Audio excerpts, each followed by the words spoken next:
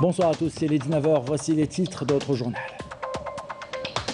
La première édition du forum d'Antalya sur la diplomatie se poursuit. Le chef de la diplomatie algérienne défend la vision et l'expérience de l'Algérie pour promouvoir des solutions pacifiques dans la région MENA et à établir un partenariat équilibré avec la Turquie. Les détails dans un instant. Résultat de l'examen de l'entrée en première année moyenne sans tomber. Nous verrons dans ce journal la joie des élèves et de leurs parents et nous verrons comment notre pays se prépare à organiser l'examen du baccalauréat.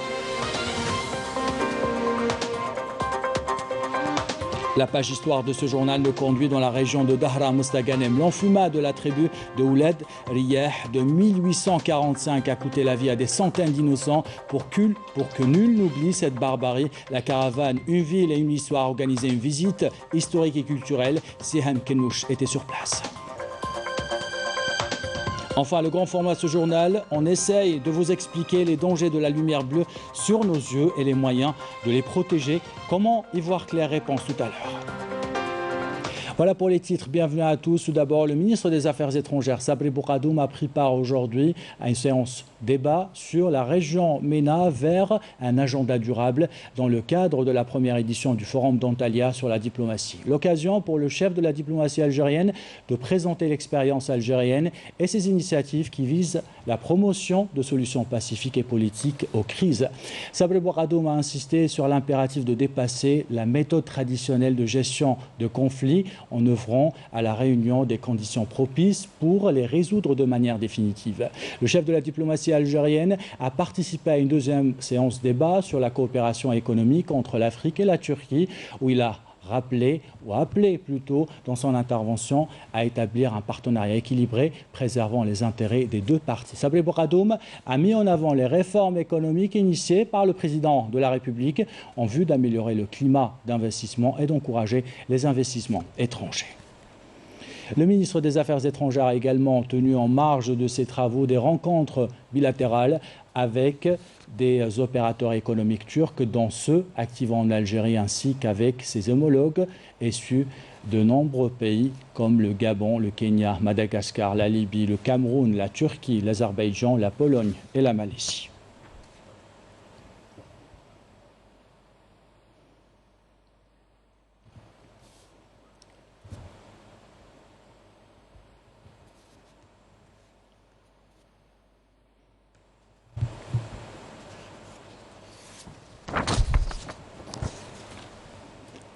Dans un communiqué, le ministère de la Justice a fait savoir aujourd'hui que les tribunaux administratifs avaient statué durant la période allant de mai dernier à juin en cours sur 85 jugements relatifs à l'accaparement illégal de biens immobiliers publics avec la récupération d'une superficie globale de 6040 hectares, soit plus de 60 millions de mètres carrés, portant au total des terres récupérées à 8034 hectares, soit plus de 80 millions de mètres carrés. Ce communiqué maintenant du ministère de l'Intérieur concernant les véhicules saisis en provenance des pays européens et importés provisoirement par des ressortissants étrangers dans un cadre exceptionnel. Le ministère de l'Intérieur informe que suite aux résultats du groupe de travail mis sur pied pour l'examen de cette problématique conformément aux instructions du Premier ministre, il a été décidé dans un premier temps de permettre aux citoyens ayant acquis ces véhicules actuellement saisis de les récupérer provisoirement en vue de leur exploitation et utilisation jusqu'à régularisation définitive de leur situation. À cet effet, les propriétaires de ces véhicules sont invités à se rapprocher des services compétents au niveau local, recettes des douanes et juridictions concernées afin d'entamer les procédures de récupération de leurs véhicules suivant des mécanismes dont les détails sont disponibles au niveau de ces mêmes services. Le ministère de l'Intérieur fait état de l'élaboration dans un deuxième temps du cadre juridique relatif à la régularisation définitive de la situation des véhicules concernés, saisis ou non saisis. Les poursuites judiciaires restent de mise contre les individus dont l'implication est établie dans les réseaux de falsification ou de facilitation de falsification des dossiers de ces véhicules. L'autorité de régulation de l'audiovisuel a convoqué le directeur de la chaîne El Hayat TV suite à la diffusion hier d'un entretien avec l'ancien député Nourdine Eid Hamouda. L'entretien animé par le directeur de cette même chaîne a provoqué plusieurs réactions au niveau national suite aux déclarations injurieuses et d'atteinte aux symboles nationaux. Les résultats de l'examen d'entrée en première année moyenne sont tombés. Exemple ce soir à l'école primaire Haj Nassara Alger. Sur 50 élèves qui ont passé l'examen, tous l'ont eu. Abdelmajid Benkassi a recueilli leurs premières impressions. Regardez. 5 années de scolarité dans le premier palier de l'enseignement primaire et au bout le sésame. La réussite à l'examen d'entrée en première année moyenne. C'est le cas des 50 élèves inscrits à l'examen de l'école Haj Nassar de la cité Mhiddine en contrebas du boulevard des Martyrs à Alger. Tous ont été admis et ils sont comblés de bonheur. وديت المعدل 9.10 خدمت وطلعت والحمد لله دوكا. فرحان؟ الحمد لله والله رفعت. كان فرحانه كي جبت المعدل مليح وهذا بكل فضل وهذا بقى على الجبرديه هما اللي قراوني وعلموني. Les parents sont également aux anges et ça se voyait dans l'expression de leur visage. فرحتنا بنتنا هاي جابت السيزيام تاعنا وهذا كنا نستناو فيها. الحمد لله على كل حال والعقوبه ان شاء الله اللي بقاو اللي مازال. شحال جابت المعدل؟ راهي 9.10 ممتازه. عاقبوا مليح يعرف يقرا هذا وليدي وربي ينجحوا العقوبه حاجه واحده اخرى ان شاء الله. ان شاء الله فرحان بزاف فرحان بزاف كاع. أول مرة ولا؟ Oui, la première fois.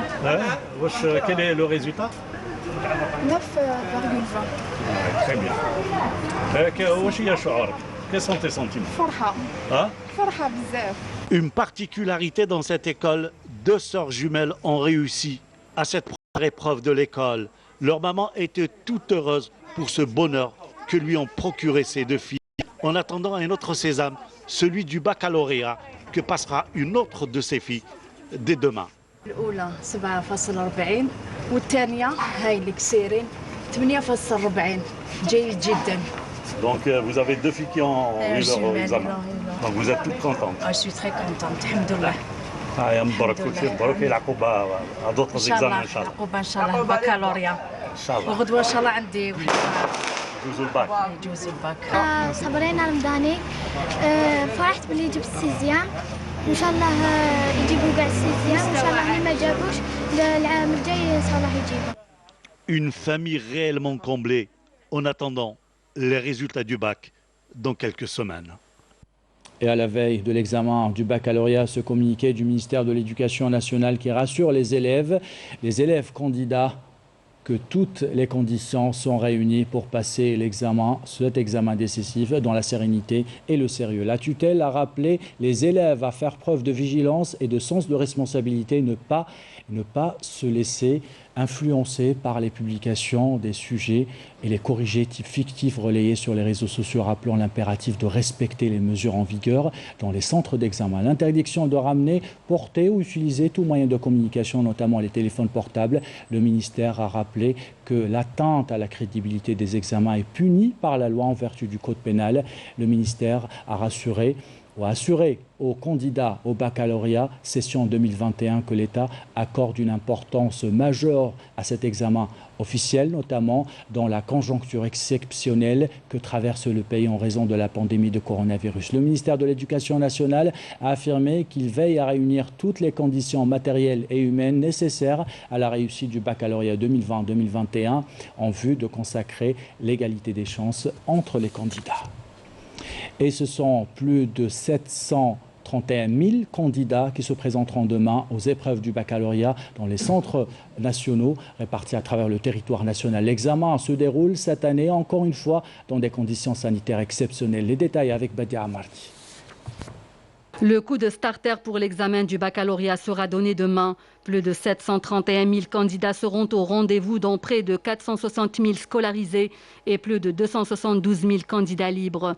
Les épreuves se dérouleront au niveau des 2528 centres mobilisés à travers le pays. Un autre chiffre à retenir, 5 084 détenus se présenteront à cet examen national, soit une hausse de 59% par rapport à la précédente session 2020. Nous avons organisé une réunion de coordination avec les enseignants encadreurs chargés de cet examen pour assurer son bon déroulement.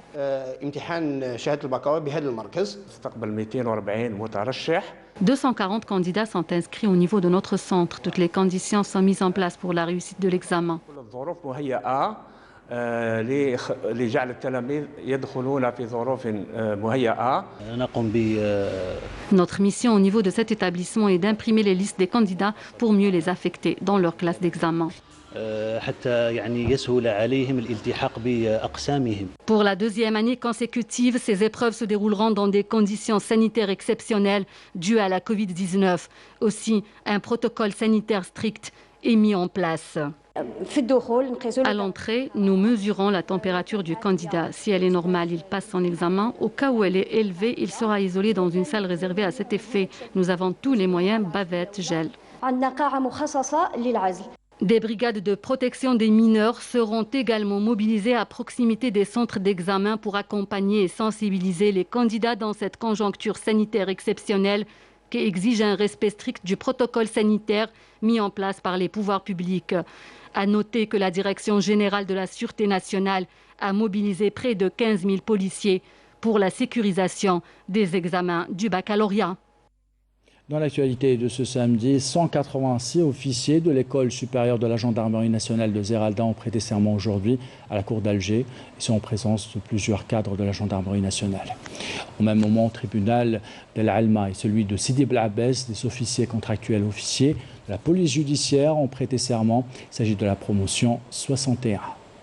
Pour rappel, pour prêter serment, ces officiers ont suivi un entraînement, une formation militaire qui leur permet d'effectuer leur mission dans les meilleures conditions.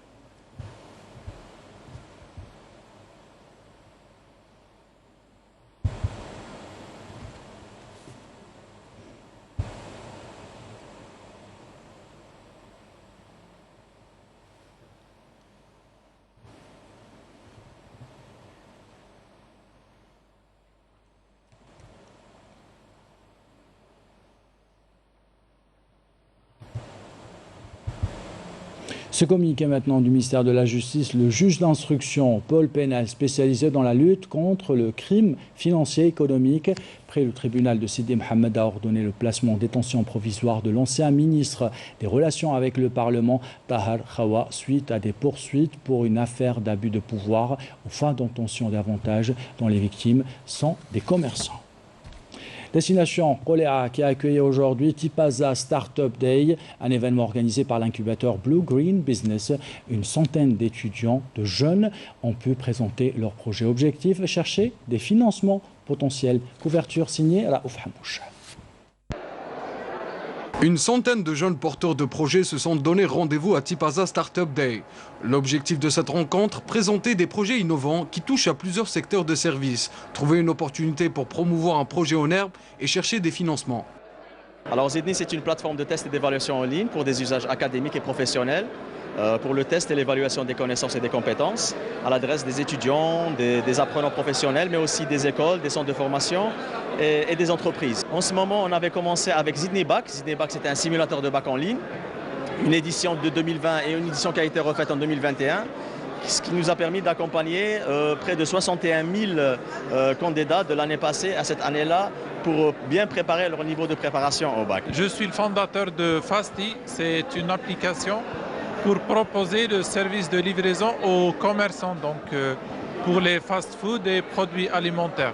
L'Algérie est un nouveau marché, on se lance dans la digitalisation, donc même avec les pouvoirs publics, ils font de tout leur mieux pour digitaliser le marché. Visite guidée, conférences animées par des experts nationaux et internationaux sur l'entrepreneuriat, soutien actif des start-upers à la recherche de financement. L'événement est pensé pour aider au maximum ces jeunes porteurs de projets. Tipaza Startup Day, il vise à créer le contact entre les porteurs de projets, les porteurs d'idées ou les gens ou les étudiants qui ont l'esprit entrepreneurial et les experts et de domaine entrepreneurial en général. Nous assurons un accompagnement à tous les start-upers et porteurs de projets innovants, notamment ceux qui sont présents aujourd'hui, spécialisés dans les nouvelles technologies. Tipaza Startup Day a permis à ces futurs entrepreneurs et innovateurs de présenter les meilleures expériences en matière de start-up et d'entreprises innovantes. Et pour financer ces projets innovants, les porteurs de projets ont besoin de business angels ou de banques pour les accompagner. On vous parle dans ce journal de la finance islamique, des services qui se déclinent dans plusieurs banques à travers de nouveaux guichets pour attirer plus de clients et faire de la pédagogie auprès des utilisateurs. L'Institut supérieur des sciences de Burj Al Kifen lance une série de formations qui traitent les différents aspects religieux, techniques et économiques. Amel Bouarba était sur place. La finance islamique, un moyen efficace pour capter l'argent de l'économie informelle et favoriser l'épargne. Pour mieux comprendre ce système financier de plus en plus en vogue et lui permettre d'atteindre les meilleures performances, l'Institut supérieur des sciences de Burj Al Kifen lance une série de formations traitant des différents aspects de la finance islamique. C'est des formations destinées aux étudiants de l'économie islamique et aussi pour les professionnels et les banquiers. La finance islamique représente un secteur très intéressant pour nous, central, parce que aujourd'hui dans notre pays, il y a cette motivation de créer des établissements, des guichets islamiques au sein des établissements des banques publiques et aussi même des banques privées. L'expérience des banques qui optent pour le mode de financement islamique a été mise en avant. Ce qui est nouveau, c'est l'ouverture des guichets islamiques dans les banques classiques et surtout dans les banques publiques. La finance islamique va attirer la masse monétaire hors la circulation bancaire qui est d'un montant de plus de 6 milliards de dinars. En pleine période de crise du Covid-19, les dépôts de la banque ont progressé de 50% entre mars 2020 et mars 2021. Donc 50% dans les dépôts d'épargne qui progressent pratiquement avec une moyenne d'épargne des ménages, qui progressent en moyenne de 1 milliard de dinars par mois. Et on a enregistré justement sur cette période-là un taux de croissance de 85%. Un mode de financement que l'Algérie veut développer en misant sur l'ouverture de 320 guichets islamiques au niveau des banques d'ici fin 2021.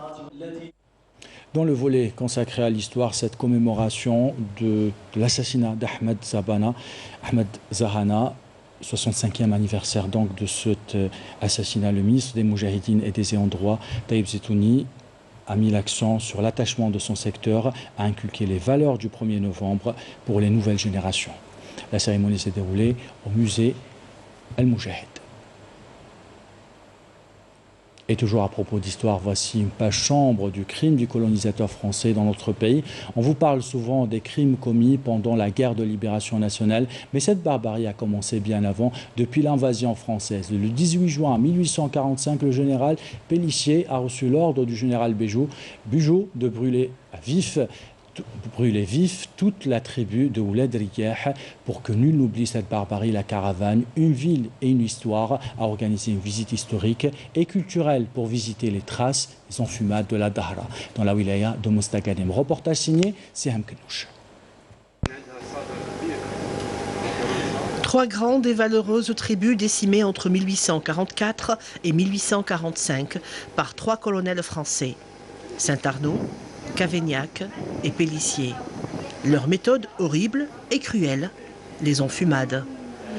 Le 18 juin 2021, les membres de la caravane Une ville, une histoire ont tenu à visiter Rarfrachih, au nord de la Dahra, là où Pélissier a allumé un gigantesque feu juste à l'entrée de la grotte.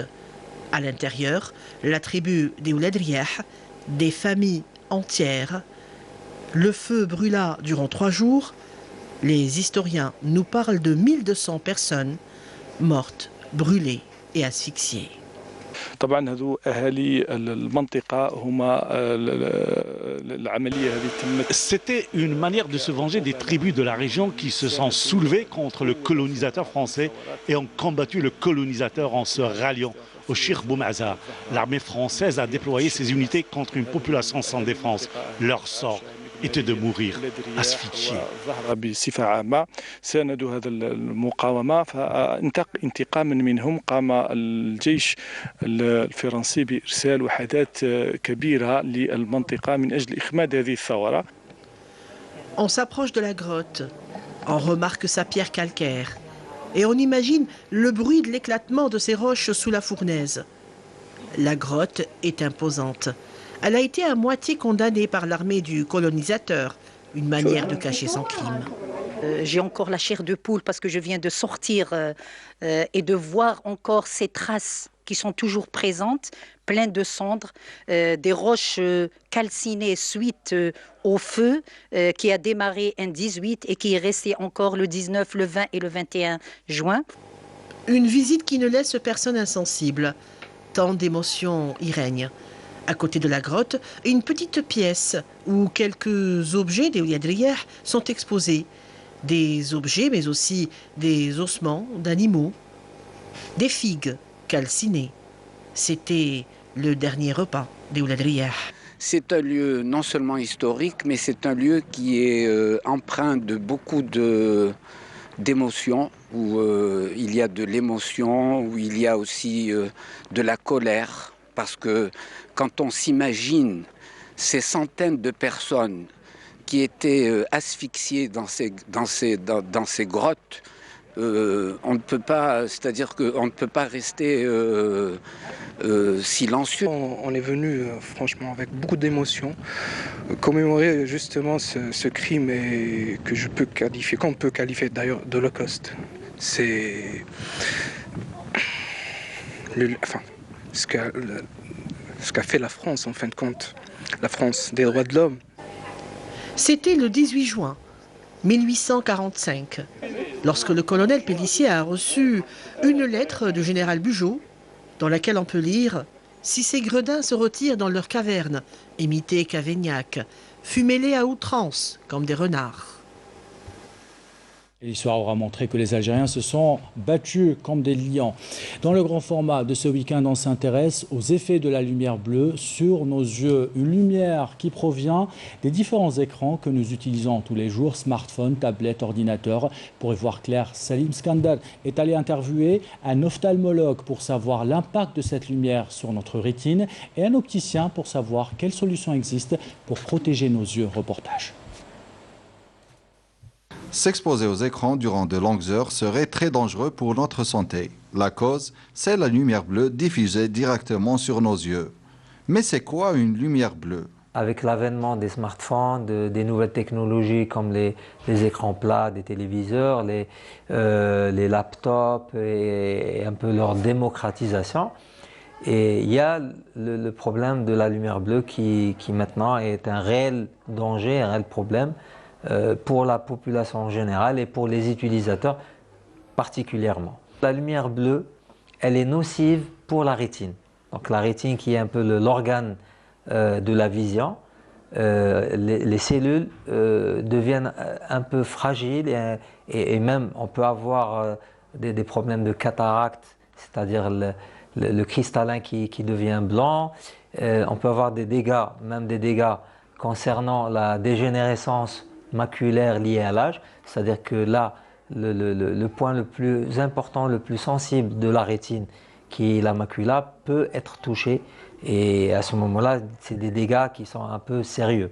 Ces rayons intenses n'altèrent pas seulement la vision, mais sont aussi cause de troubles de sommeil et troubles psychologiques. Ils perturbent énormément ce rythme circadien, ce rythme naturel de l'horloge biologique, et peuvent même donner des insomnies. C'est-à-dire que si on ne s'arrête pas à regarder son smartphone, ou bien de regarder la télévision, ou bien de regarder son laptop, au moins 1 heure avant la date présumée de s'endormir, là on risque de passer une nuit blanche. Donc c'est important un petit peu de freiner notre utilisation de smartphone de laptop et de télé, on va dire à partir de 10 h du soir. Ça crée des retards du langage, ça peut anéantir même l'avenir scolaire et professionnel de l'enfant, parce que c'est un œil à venir, il n'est pas encore mature l'œil. Donc là, il ne faut pas l'exposer à ces sources de lumière bleue pour l'enfant. Qu'ophtalmopédiatre, le cri d'alarme que je donne aux parents, il est à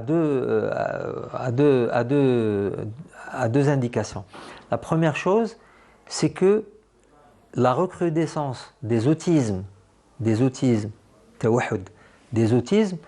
elle est liée à l'utilisation un petit peu sans limite pour des bébés, pour des enfants en bas âge. Afin de remédier à ce danger, des verres de lunettes avec filtre anti-lumière bleue sont développés. Pour en savoir davantage, nous nous sommes rendus chez un opticien où cette technologie est d'actualité. Les فيهم le filtre anti-lumière bleue, تحتاجهم beaucoup plus في les écrans, les écrans portables, tablettes, smartphones, télévision, surtout في la nuit. من تقابل التلفزيون كاع تكون الضوء طافي وهذيك لا lumière bleue غادي دير دي ديغا في la rétine, etc. Par contre, les films juste anti UV, les ما فيهمش الفلتر تاع anti lumière bleue. غادي هذيك لا lumière غادي تهلك العينين. الحاجه الاولى ما غاديش même في la vision غادي تحس روحك plus à l'aise بالفلتر. Un choix de qualité très bénéfique pour les yeux, et ce choix a un prix. Le prix مع la qualité تاع le verre. كاين qualité تاع le verre. Par exemple, il y a 3000 dinars, il y a 6000 dinars, ou il y a 9000, 12000 dinars. Les clients ils حوسوا على la qualité, ماشي يحوسوا على le prix. Donc, راهم يروحوا beaucoup plus l'anti-lumière bleue على l'ordinaire تاع بكري. Bien que ces moyens de protection soient efficaces, il est toutefois recommandé de limiter l'utilisation des écrans pour protéger vos yeux. Et pour protéger nos yeux et conserver une vue intacte, certains ont recours à la chirurgie, notamment celle de la cataracte. À l'hôpital Abdelrahman Bedrouma à Adrar, près de 150 interventions ophtalmologiques sont programmées, un jumelage entre les hôpitaux du Nord et du Sud avec la participation active des spécialistes de l'association Najdat Al-Insaniya. Commentaire de Abdelmajid Benqassi. Des patients qui sont passés par les consultations et examens d'admission bien avant la pandémie de la Covid-19 et ont longtemps attendu ce jour pour être enfin programmés. Près de 150 interventions chirurgicales ophtalmologiques seront réalisées au niveau de l'hôpital Bedrouma Abdelkrim d'Adrar et avec la collaboration de spécialistes en ophtalmologie de l'association Najdat Al-Insaniya. On m'a appelé pour l'intervention et là je suis en train d'attendre le médecin anesthésiste pour le hockey. C'est réellement une bonne chose. Nous avons beaucoup souffert auparavant.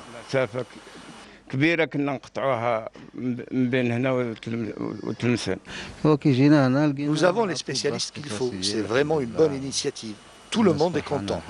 Et les interventions seront assurées durant 5 jours au profit de malades nécessiteux par une équipe de spécialistes bénévoles issus de différentes régions du pays. احنا خصوصا عندنا هنايا لا كاتاراكت باسكو الولايه في لو سود الشمس اي تو دونك هنايا لي كا دو كاتاراكت سون فريمون نومبرو دونك فوالا تفاهمنا بلي فوالا اون ا فيكسي اون دات بلي غادي ديك اون جور فوالا اون فا فير ان ماكسيموم دو مالاد. Une initiative qui entre dans le cadre du jumelage des hôpitaux du Nord avec ceux du Sud. Et c'est là une forme de soutien et d'assistance en médecins spécialisés au profit des régions du pays qui présentent des déficits en médecins spécialistes. Comme chaque samedi, on prend de vos nouvelles. Vous qui nous regardez à l'étranger, ce soir on prend la direction de l'Italie pour écouter le témoignage de Massinissa, un designer et artiste. En plus de ses distinctions européennes, il a reçu le prix de notre ambassade en Italie. Regardez. Bonjour à toute l'Algérie. Je me présente, je m'appelle Massinissa Asker, designer et artiste algérien. Voilà, j'ai participé récemment ce mois dernier à la Biennale.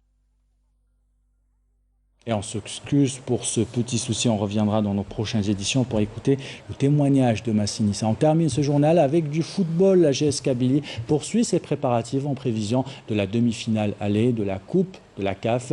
Match qu'elle disputera demain face au Coton Club Sport Garoua de Cameroun à Yaoundé. Le deuxième match est programmé le 27 juin à 20h au stade du 5 juillet à Alger.